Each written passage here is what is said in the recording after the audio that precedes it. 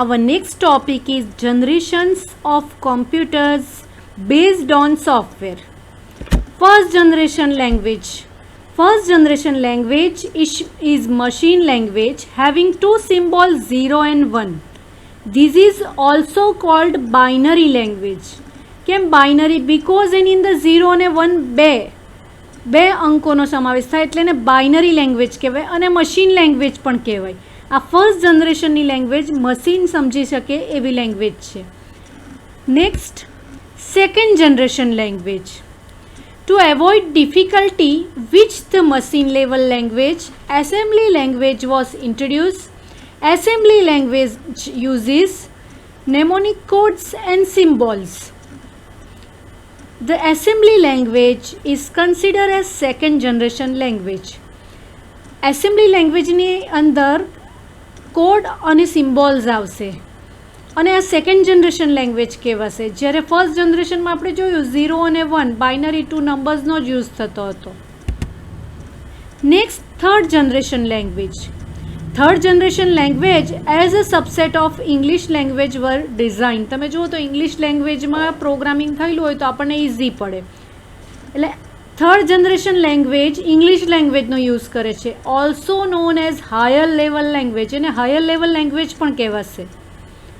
Translate content written in higher level language. Special utility use translator. ટ્રાન્સલેટરમાં પાછા બે type છે, compiler અને interpreter. એને આપણે જોવાના જ છે.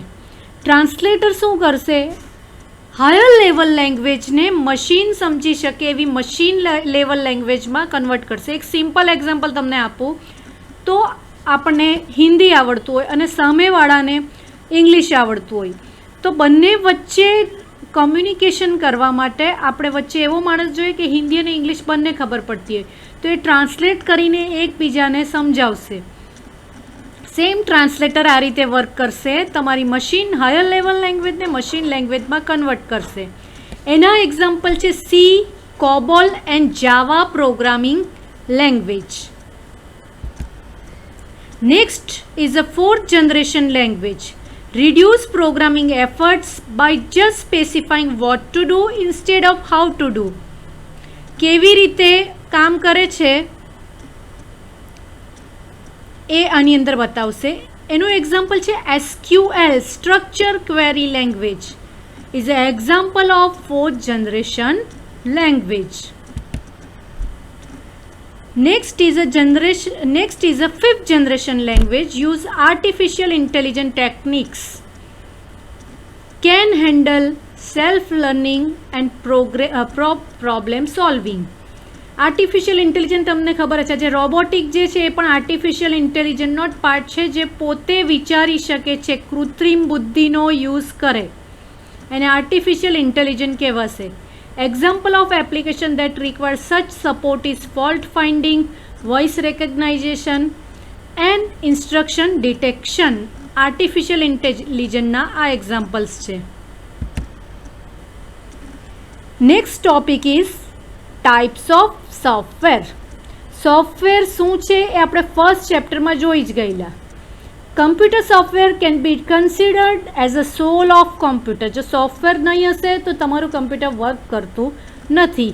Without which computer can not work. The set of instructions is also called program. પ્રોગ્રામની ડેફિનેશન છે the process of writing program is called programming and the individual who perform this task are called programmer. There are two types of software. One is a system software and other is a application software. In simple language, system software is a operating system, Windows, Mac, etc. Application software is a program that performs specific tasks. For example, Word, Excel, PowerPoint. System software manages computer hardware and acts as interface between computer hardware and software developed for business application. System software hardware અને software વચ્ચે એક bridge create કરશે. Important functionality like booting, managing memory, channeling, data from secondary to primary memory and managing printer and other resource. આ important functionality છે. જો system software work નહીં કરશે તો તમારું પીસી પહેલાં તો સ્ટાર્ટ જ થશે નહીં. એના એક્ઝામ્પલ છે operating system and translator. Now some translator program transform whole source code into machine language. This type of translator is called compiler. એક સિમ્પલ લેંગ્વેજમાં કહીએ તો નોટ ચેકિંગ કરે. કોઈક ટીચર આખું પેજ એક સાથે ચેક કરી રાઇટ માર્ક કરે. ઘણા ટીચર એક લાઇન ચેક કરી અને પછી રાઇટ માર્ક કરે. તો કમ્પાઇલરમાં સોર્સ તમારો એક સાથે ચેક થશે અને એને મશીન લેંગ્વેજમાં ફેરવશે. Some translator program transform the source code into target code in a line by line fashion. This program are called interpreter. Interpreter તમારું શું કરશે? કામ ધીમે ધીમે કરશે. એટલે ઇન્ટરપ્રિટર ધીમા છે કમ્પાઇલરની કમ્પેરિઝનમાં. ઘણા પ્રોગ્રામ કમ્પાઇલરનો યુઝ કરે, ઘણી પ્રોગ્રામિંગ લેંગ્વેજ ઇન્ટરપ્રિટરનો યુઝ કરશે. For example C language use compiler. Now computer also support business application such as printing report from data stored, calculating bill, generating pay slip, making attendance, printing mark sheet, etc. Such software is known as application software. That means કે particular task જે software કરે એને application software કહેવાય. Application software is a set of computer instruction that provide application specific functionality to user. એટલે specific work કરે જેમાં word, Excel, power point એ બધા જ પ્રોગ્રામનો ઇન્ક્લુડ થશે. નેક્સ્ટ ટોપિક્સ આપણે નેક્સ્ટ વિડીયોની અંદર કવર કરશું. Thank you.